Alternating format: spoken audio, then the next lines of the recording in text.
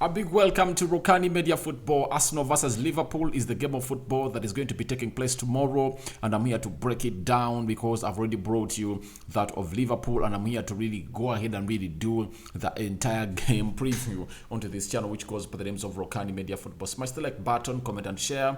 If at all you're watching us for the very first time, endeavor to go in the lower right bottom corner and smash the subscription button. After smashing it, hit the notification bell that will enable you get notified each and every time I upload a video onto this channel. Now, it's been a very huge day tomorrow as Arsenal is going to play a side which goes by the names of Liverpool, and most of you are really nervous, especially fans of Liverpool and Arsenal, because fans of Arsenal are saying we are really the informed team, but obviously Liverpool is really trying to find its form. It's staggering left, right, and center, and they've not yet found their stability to go on and really go on a very good run ever since the season started, because in the last 7 games they are having 10 points. They've won 3, they've won 2, lost 1, and drawn 4 games. So it shows you how bad they are. But Arsenal fans are really so much nervous about Liverpool trying to wake up on them and really announce themselves that we are back on the trophy, because the moment, hear me out very well, the moment Arsenal beats Liverpool, Arsenal will be 14 points ahead of Liverpool. That will be a very huge gap for Liverpool to bridge, and Arsenal fans are nervous for the reason that they believe the likes of Mohamed Salah are quality. Diaz, Alcantara, Firmino, Diego Jota, they are really so much good, and they can really wake up on a good day and really cause turmoil to a side which goes by the names of Arsenal. But before I get into how Arsenal is going to line up, allow me first throw these stats onto your screen. Now, Arsenal versus Liverpool in the Premier League. In total, they've played 60 Premier League games together. They have 16 wins, that is Arsenal. Liverpool has 25 wins, meaning that Liverpool has 9 more wins than the side which goes by the names of Liverpool, meaning that there have been 41 wins in between these two teams and 19 draws. 72 goals scored by Arsenal, 103 goals scored by Liverpool, 10 clean sheets kept by Arsenal, 20 clean sheets kept by Liverpool. It shows you that Liverpool really have an edge as far as the stats are really concerned. And after breaking this game down, I'm going to go on and really read you the head-to-head stats brought to us by BBC, and we're going to see what exactly this is really meaning for a side which goes by the names of Arsenal and Liverpool in the fight. As Jurgen Klopp is really trying to stabilize his ship, let's see how Arsenal is really programming to go on and really stand into this game of football, because they are really needing this win badly.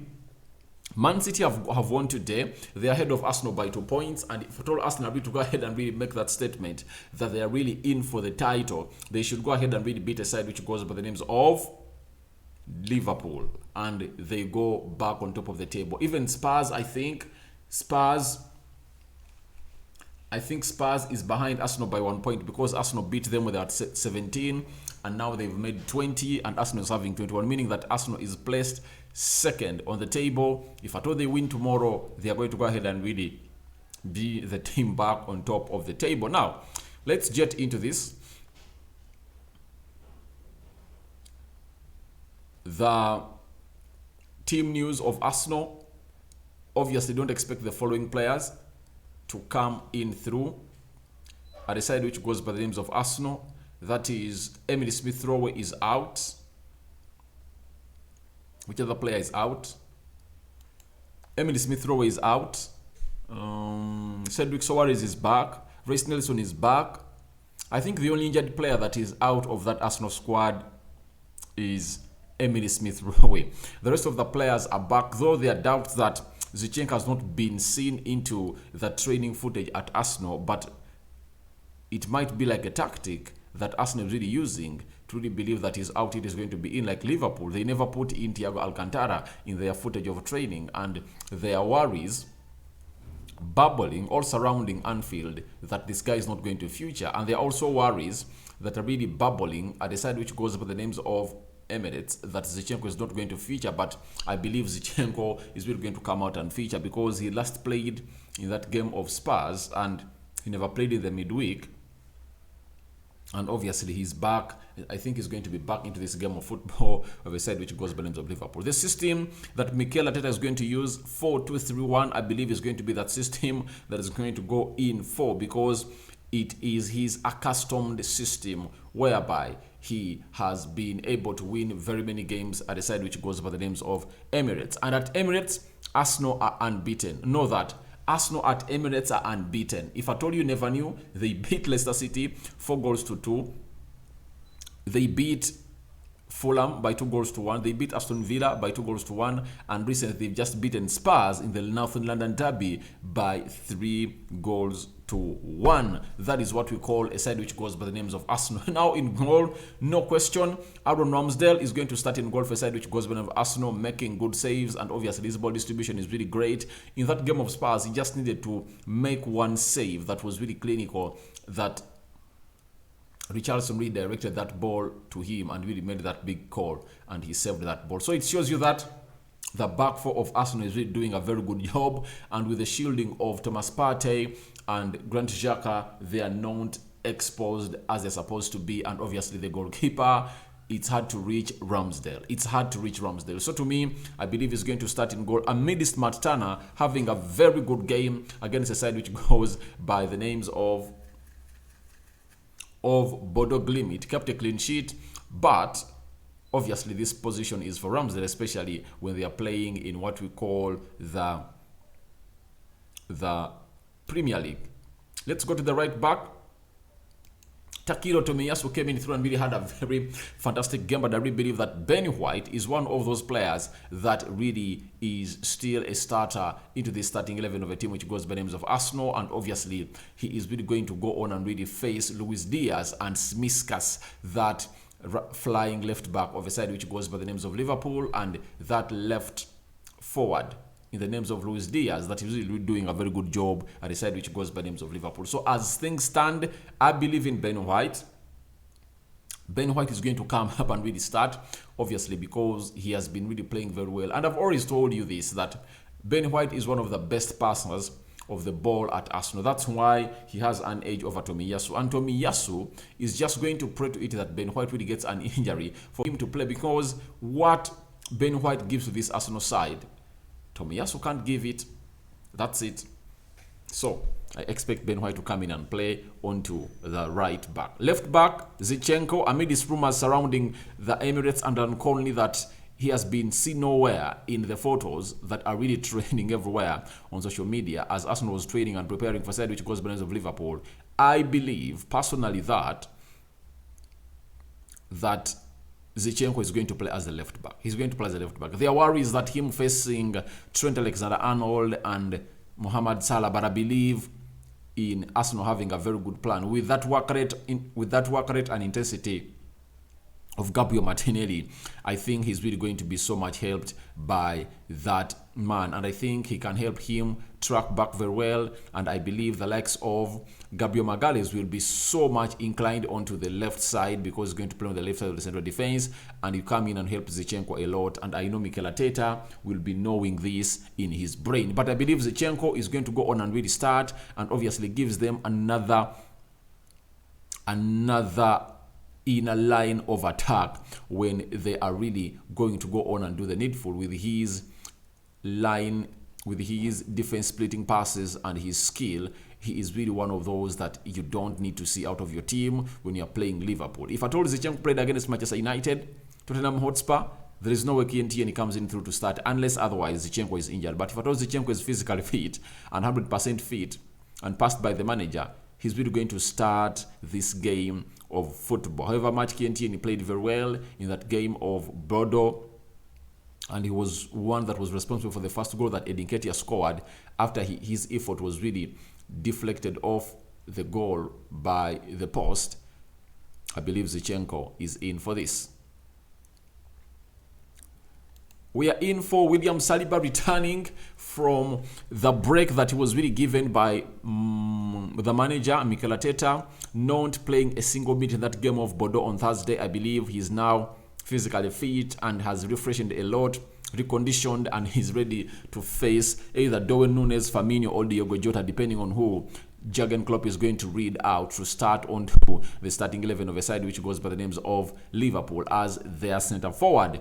Now, this guy, Gabriel Magalhaes. Guys, this is something hard to take in. It might be a sour pill. It's a cold, harsh fact that you need to take in. This is the most important guy in that Arsenal defense. I see people coming out and really hailing what? Saliba. I don't undermine or underestimate the works of Saliba, but Gabriel Magalhaes, you guys, he is really a different guy altogether. His physicality and his game reading, his height is really something great to see to it that he is really one of the best defenders in Arsenal. And I don't know why Arsenal fans have not given him the praise he deserves. But him combining with Saliba, they are really playing very well and one of the best central defensive partnerships into the Premier League. Now, Saliba is going to play on the right side of the central defense, whereas Gabriel Magalhaes is going to play on the left side of the central defense. Then let's go to the double midfield pivot. Thomas Partey never played no minute in that game of Bordeaux versus Arsenal, that Arsenal won 3-0, and obviously is returning to tussle it out with the likes of Fabinho,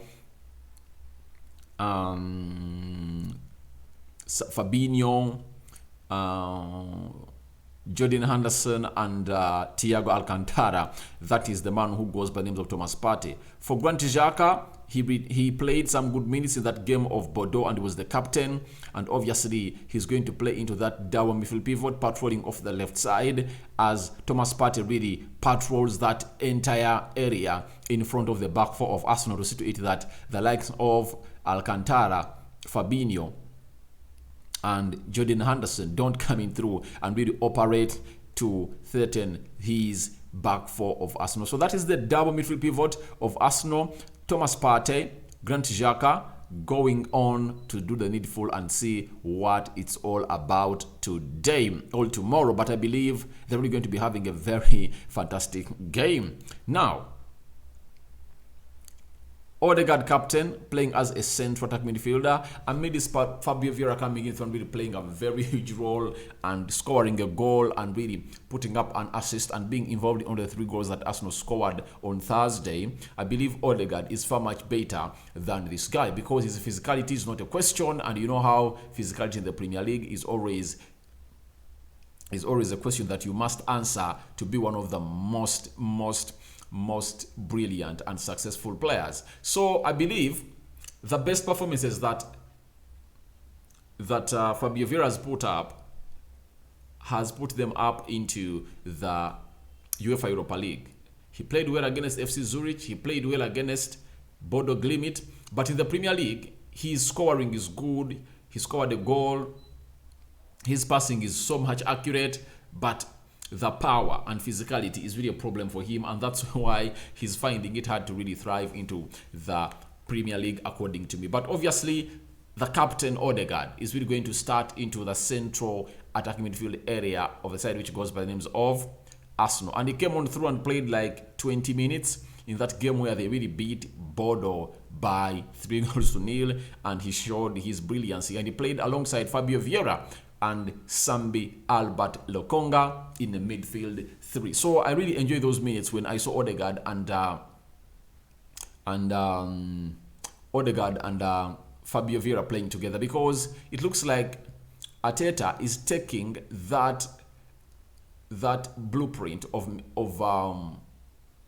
Pep Guardiola, and he's really bringing it at a side which goes by the names of Arsenal, and it's really working out very, very well for them. So that is the man who goes by Martin Odegaard, and he's really having a fantastic season. But my worry and my big call for him is I want to see him release Gabriel Jesus a lot. You see, he rarely does it.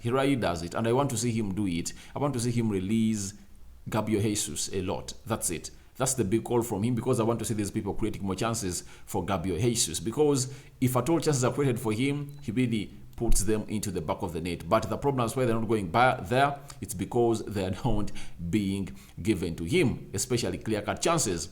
Now Bukayo Saka coming in through, having close to 5 assists and 1 goal this season. He's really one of those players that is really doing great for a side which goes by the names of Arsenal, and I really believe that he is really going to be a threat to a side which goes by the names of Liverpool, because he's the in thing. He's the ish. He is really that guy that has gone ahead to really prove to the world that, oh, I'm here to really let things happen. And obviously, if I told you watch that game of Spurs, he was really on fire. But my problem with him is that he's too selfish. He's too selfish. You get? He's too selfish. He goes so much for solo efforts, and I believe that's why you see the likes of Odegaard, Zinchenko, Gabriel Jesus, Martinelli, and Odegaard. When they get that ball, they use so much that left attacking side of the pitch to go on and really build their attacks. And when you see most of the goals that Arsenal have scored have come from that side, and few goals have come from the right attacking side of the midfield, because Bukayo Saka really isn't decisive and his decision making is really worrisome. This is why I go in until I rate him to Marcus Rashford at Manchester United. Not until Erik ten Hag came in through. His decision making was poor. He used to go in for aimless shots. Where he was required to pass, he couldn't pass. Where he was required not to run, he could run. But ever since Ten Hag came in through, Rashford has gone ahead to improve himself. So if at all there is an area where a manager who goes by the name of Mikel Arteta should really touch and improve onto Bukayo Saka, it should be on his decision making. He's a very good player, but I believe he needs to go ahead and really do the needful as far as this game of football is concerned. But his task is going to be so much huge. He's going to be so much huge than attacking, because there is Diaz onto that side, meaning that he needs to come in through and really track back very well to help Ben White, because even Tsimikas, the left back who is going to play in that position for Liverpool, is really good going forward. That is a man who goes by the names of Bukayo Saka. Now, after Bukayo Saka, we are talking a man who goes by the names of Gabriel Martinelli. Gabriel Martinelli, very good player, and he's having 3 goals this season. He played a good number of minutes in that game of Bordeaux, and he was taken off, and Reece Nelson was brought in. Even Bukayo Saka came in through for Marquinhos, and he really looks good, and he's one of those players that he really has a very good intensity. And why you saw Jurgen Klopp coming out and really talking good about him is, guys, Martinelli tracks well back and going forward. So he runs on that pitch for entire 90 minutes. He runs. That's why I used to be surprised at the beginning of the season when Mikel Arteta was really taking off other players and he couldn't touch on Martinelli. But I've just realized that the reason as to why Martinelli doesn't get off the pitch or doesn't get substituted by Mikel Arteta, especially in games like these, is simple. This guy has a very huge engine. His engine is big, that he keeps running left, right, and center, and he gives Arsenal a lot. When he goes wide, he really plays very good in wide spaces, and in half spaces he does great. And obviously you saw him put up an assist for a man who goes by the names of Granit Xhaka in that game of Spurs, and Xhaka really scored that brilliant goal after he really took 3 touches that really sat down or sent the defense of Spurs the wrong way. So Gabriel Martinelli is really going to be so much influential into this game of football because of one, Trent Alexander-Arnold. Trent really leaves a lot of space into that area where Martinelli really operates, and it's really going to be either the role of Jordan Henderson or Fabinho to go on and really cover it up. If at all they don't cover it up, that area is going to be used a lot. Remember way back when Trent was playing his first season at Liverpool, when Marcus Rashford really sat him down, when Jose Mourinho came out and targeted, and deliberately targeted a man who goes by the names of Trent Alexander-Arnold. You remember that very well? So I believe even Arsenal is going to target Trent, because Trent really spends most of the time in the half of the opponent, meaning that area is almost left naked and blank, meaning that they can use it very well to go on and really do what they need. And secondly, I don't believe Trent as one of the best right backs who are really good at defending, but going forward, I think he's the best right back in the world going forward. But Defensively, he's suspect. That's why you see to it that the English national team, they never use him a lot because he's suspect going backwards or defending, and the manager of England, Gareth Southgate, is always into that that call of having a defense-minded team. So that is Martin Odegaard. But secondly, Martin Odegaard has another job to do. He has to track back to see to it that he really comes out and helps Zinchenko, Olkentieni, and whoever is going to be playing as a left back of Arsenal because of the most deadliest right forward in the names of Mohamed Salah. Mohamed Salah, really, you have to come out and really help a man who goes by the name Zinchenko a lot, because every time Zinchenko is exposed to defending such quality players, he is really exposed and left naked. So I believe if at all Arsenal is to get a result out of this game, they should block Mohamed Salah and do the needful and don't allow him operate. Because for Ben White, he can defend, you get, and with the help of Bukayo Saka tracking back, he's really going to be having a very beautiful game. But I worry for a player who goes by the names of Zinchenko against Mo Salah, and that's why I've seen very many Arsenal fans coming out and saying that I would go for Kientieni to play into that position. But guys, Zinchenko gives you more and he helps you really have more of the possession of the ball, and that's the reason as to why Arsenal is really not conceding very many goals, because they spend the entire 90 minutes with the ball.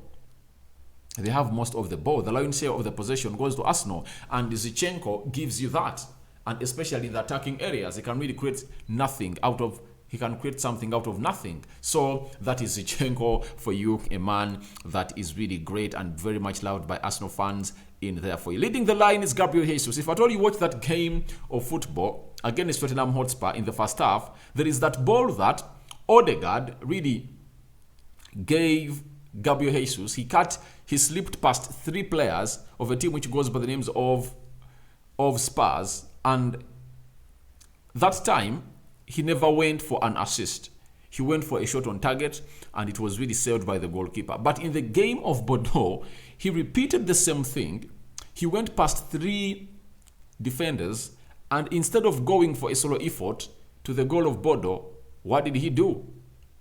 He squared that ball to find a player who goes on Fabio Vieira, and he scored a third goal. So it shows you how this guy is really a breather and talented at Arsenal. He has really given Arsenal new hopes, and the beauty of Gabriel Jesus is that he's not an injury-prone player.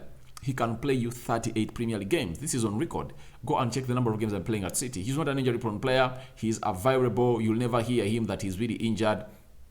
He's always available, and he does the needful for the team which goes by the names of Arsenal, and he is really going to be a very, very, very big influence, all big factor if at all Arsenal is to win this game. And this comes in a very good time for Arsenal fans, because Virgil van Dijk has been looking suspect nowadays, and I think Gabriel Jesus can go ahead and really take that ball to him. And Jesus coming in and doing the needful to this guy really is one of the things we should wait and see how he's really going to go past Virgil van Dijk and sit him down. But even if not sitting him down, Liverpool has been conceding very many goals. Their last game, they conceded 3 against Brighton, and I believe Arsenal has a more strong front three than Brighton. And with Martinelli, Bukayo Saka, and Gabriel Jesus,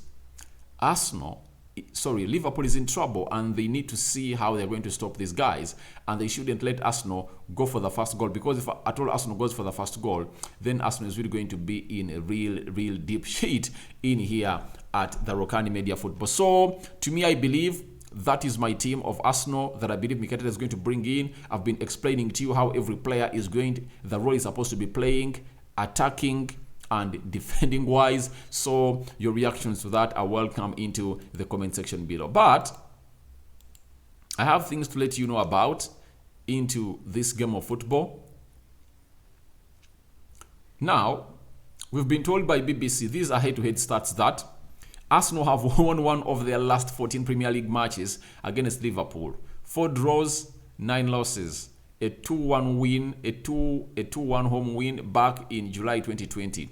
They've lost their past 4 in a row, but have never lost 5 games in a row against the Reds. So it shows you that Liverpool has been really having a very good form, but Arsenal has never lost 5 consecutive games against Liverpool, and this is where I'm going to rely my prediction on after really bringing you these head-to-head stats. Then BBC is telling us that Liverpool have won their past 2 away league games against Arsenal, as many in their previous 20 visits, 2 wins, 9 draws and 9 losses. They've never won 3 consecutive away league games against Arsenal. So that is another stat that is really protecting Arsenal and putting them in a front seat to go ahead and really get a result out of this game.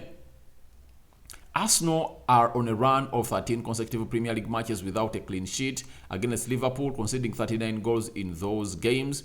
They have only had 1 longer run against an opponent without a clean sheet in the competition, 14 versus City. So it shows you that every time Liverpool meets Arsenal, Arsenal has to concede, especially at the Emirates. Now, Liverpool have conceded the first goal in 9 of their past 11 Premier League matches, but have only gone to lose 1 of those, that of Manchester United. This season, I think Liverpool has not been ahead in any of the games. The first game they played, Fulham scored first, and Liverpool leveled that game. Second game was at home. Crystal Palace scored first, and Luis Diaz saved them. The game ended 1-1. In the game of Newcastle, I think it was Alexandre Isak. He went first for Newcastle, and obviously Liverpool leveled, and then Carvalho scored the winner in the dying minutes. In the game of Manchester United, United scored them first, and they lost that game. The game of a team which goes by the names of I think that of Bournemouth is the only game they really went ahead first. Then in the game of Brighton they played last week, that was so much ugly because they are even a goal down and they just resurrected and really came back. So that is it. That's how I really believe Arsenal is going to stand up. You've really seen the head-to-head stats from BBC, so your reactions are welcome to the comment section below as far as those stats are really concerned. And lastly, my prediction, isn't it? You want my prediction? Not so. I believe Arsenal is going to win 2-1 or 3-2. I see an Arsenal win written all over this game. Liverpool shocking Arsenal is possible, but I believe more chances are really hinging onto Arsenal winning this game of football. I believe Arsenal have a more strong back four. The midfield with Thomas Partey involved is really going to be another area of strength for Arsenal. The likes of Gabriel Jesus doing the needful, leading the line for Arsenal, is really going to be another addition for Arsenal to win this game of football. So my prediction is 2-1 in favor of Arsenal, all 3-2 in favor of Arsenal. So let me know what you think about this game of football as Arsenal plays a side which goes by names of Liverpool. Your reactions are coming or welcome into the comment section below. Rokani David remains my name. I sign out for now. See you later. This has been my big match preview, and let's wait and see what's going to happen tomorrow. I'm out.